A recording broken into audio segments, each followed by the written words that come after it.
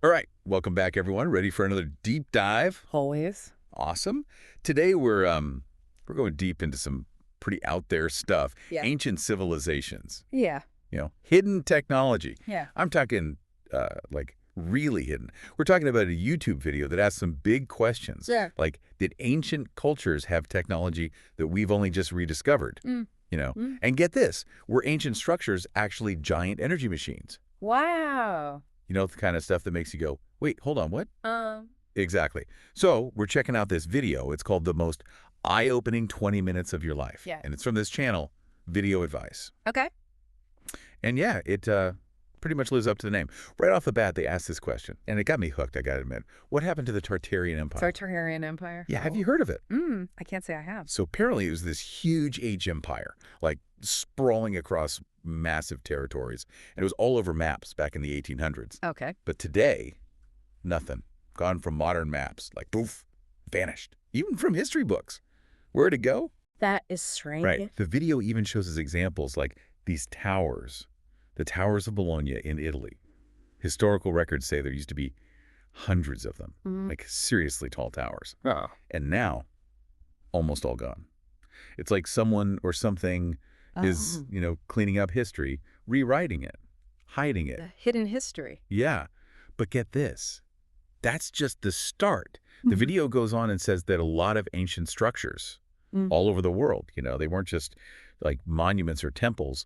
They were actually part of this massive energy grid. An energy grid. A giant one. And guess what they think powered it? Sound. And light. Sound and light. Yeah, that's what they're saying. It's interesting. Isn't it? It's wild. So what kind of structures are they talking about specifically? Well, they focus a lot on these stone circles in southern Everett. Circles. There are over 10 million of these things scattered across the region. 10 million. Yeah. And they're all connected by these channels. They almost look like wires, Like an ancient wiring system. Exactly. And they're made from this specific type of stone called hornfels. Hornfels. And get this, hornfels is known for its, acoustic properties. Yeah. It rings like a bell when you hit it. That's fascinating. Right. So they're saying these stone circles, 10 million of them, all connected, made from this special type of stone, were generating energy somehow. That's what they're proposing. 10 million stone circles, all linked up. It's mind-boggling. What kind of energy could they even be making, and how? Yeah, that's the big question. The video makes this comparison to modern magnetrons. Magnetrons. Yeah, those things in microwave ovens. Oh, right. They use electromagnetic fields to create energy. Okay. And the video is saying that these stone circles, they might have worked like giant ancient magnetrons. Imagine harnessing the power of sound and light on a scale thousands of times bigger, drawing energy straight from the earth itself. Whoa. Now, I'm not a scientist or anything, but that sounds pretty, I don't know, far out there. Is there anything to back that up? Any evidence? Well, the video talks about this place called Adam's Calendar. Adam's Calendar. Yeah, it's in South Africa.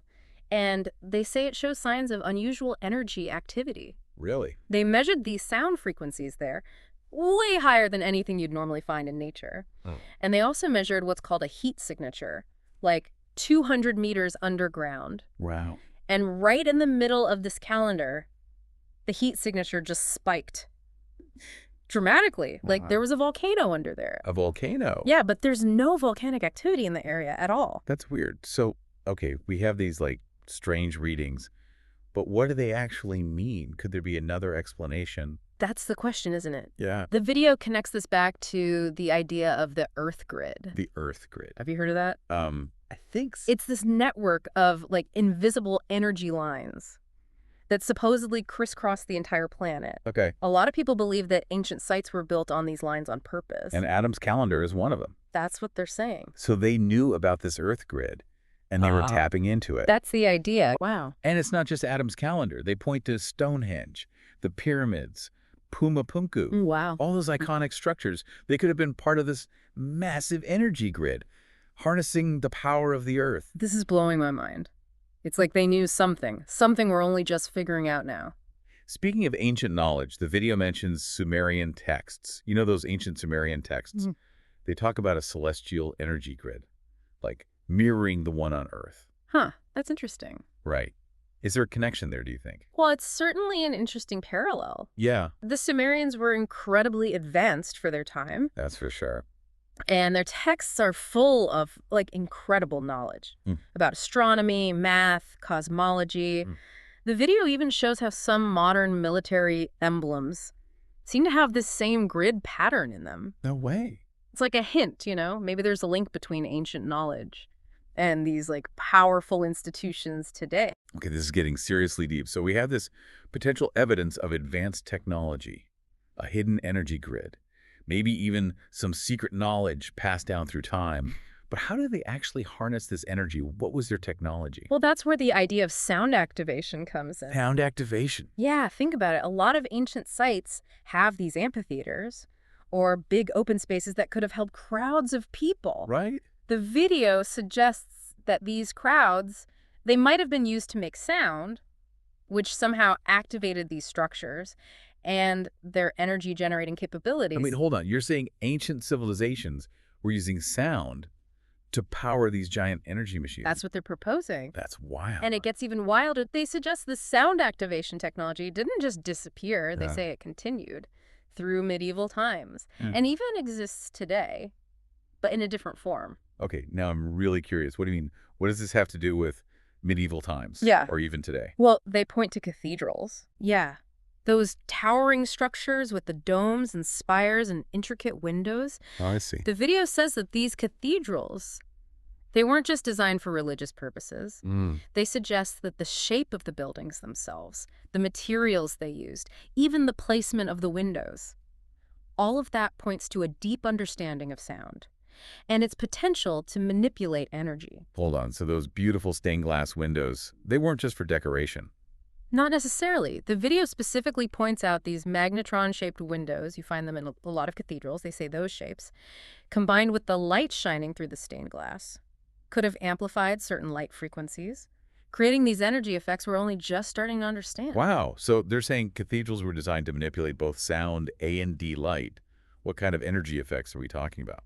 Well, the video compares it to some pretty cutting-edge science. Okay. They show this example of scientists transferring genetic information using lasers. Yeah, they shine a laser through this fertilized lizard egg, and then they point it at a frog egg. And get this, the frog ends up developing lizard-like traits. Whoa. It's a wild concept. But it suggests that light can carry information and even influence biological processes. That's incredible. So they're saying that cathedrals might have been using light in a similar ways, like to influence human consciousness, or even manipulate energy on a, subtle level. That's one interpretation. Wow. They even show this amazing image of a church spire in Sweden with visible energy coming out of the top, like it's harnessing and directing some kind of unseen force. Okay, that's chilling. Yeah. So if these cathedrals were built on these ancient principles of sound and light manipulation, where does that leave us today? That's where things get really thought-provoking. Okay. The video suggests that our modern cities, with all their skyscrapers and grids and constant noise, Yeah. might be unintentionally tapping into this ancient energy grid. Wait, you're saying our cities are like giant accidental energy machines? It's an interesting idea, isn't it? It is. The video even draws a parallel to that famous scene in The Matrix. The Matrix. Yeah, where Morpheus tells Neo that humans are basically batteries powering the machines. Whoa. Okay, this is getting a little too real. So if all this is true, what does it mean for us? What are we supposed to do with this information? That's where things get really interesting. The video doesn't really give us any answers, like straight up answers, which honestly, I kind of like. It makes you think. Yeah. It lays out all these possibilities and leaves you to figure out what resonates with you. One of the things they suggest is that these structures, the ones that could supposedly manipulate sound and light, were used for healing. Like some kind of ancient sonic therapy. Exactly. Imagine using specific frequencies to, promote well-being, maybe by harmonizing the body's energy fields. Yeah. Or stimulating cellular regeneration or something. It's a pretty compelling idea, especially when you think about how sound and light therapies are becoming more popular in modern medicine, Yeah. Yeah. So maybe these ancient cultures, they understood the connection between energy and frequency and the human body better than we do now. But if it wasn't just about healing, what else could they have used this technology for? The video explores the idea that they might have used it for communication. Communication. Yeah, like transmitting information over huge distances using the Earth's energy grid. Wow. Imagine a global network powered by sound and light, connecting civilizations across continents, way before radio or the internet or anything like that. That's amazing.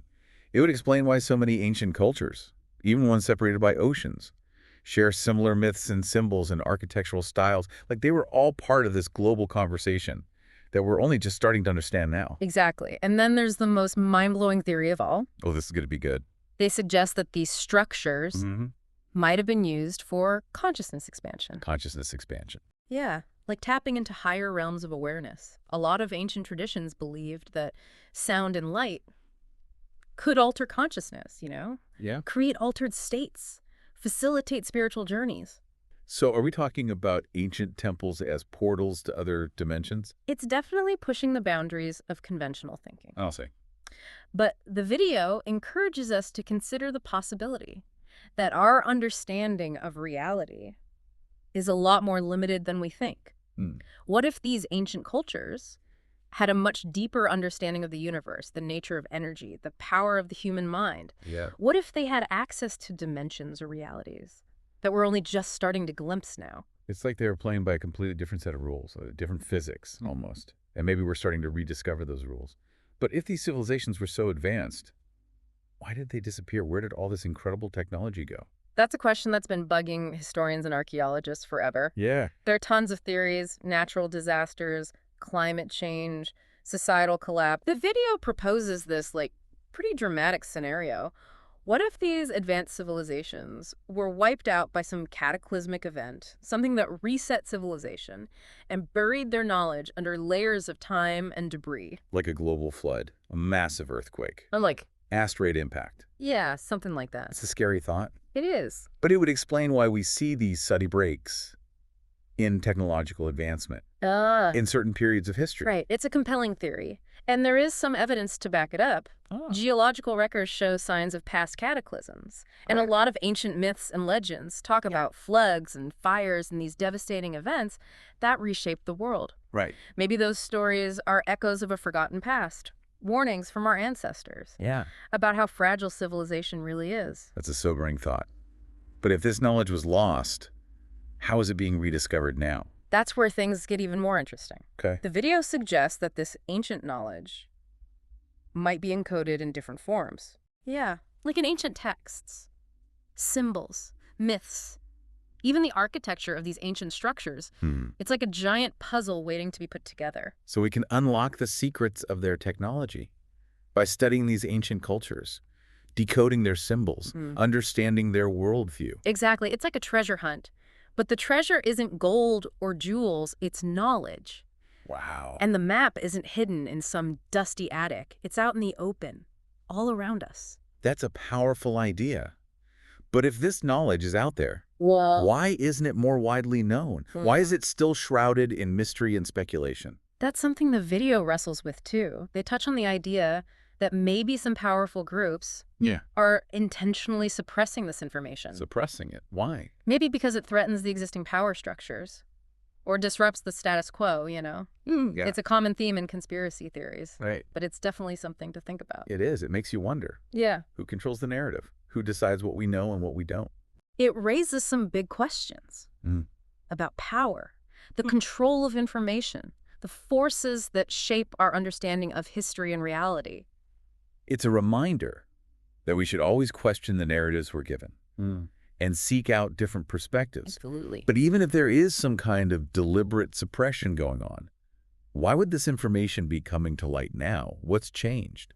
That's where things get truly fascinating. Well, it's hard to say for sure, but maybe we're just reaching some kind of critical mass of awareness. Critical mass of awareness. Yeah, like more and more people are questioning the official stories. They're looking for different explanations, exploring those fringe ideas, I see. Maybe all that curiosity, all that searching is creating a kind of energetic pull. And it's bringing this information to the surface. Like we're all tuning into a different frequency. Exactly. Opening ourselves up to new possibilities. But if we really are on the verge of rediscovering these, ancient technologies, what does that mean for our future? I mean, what are the implications? The possibilities are, they're both exhilarating and a little bit scary, honestly. Yeah, I could see that.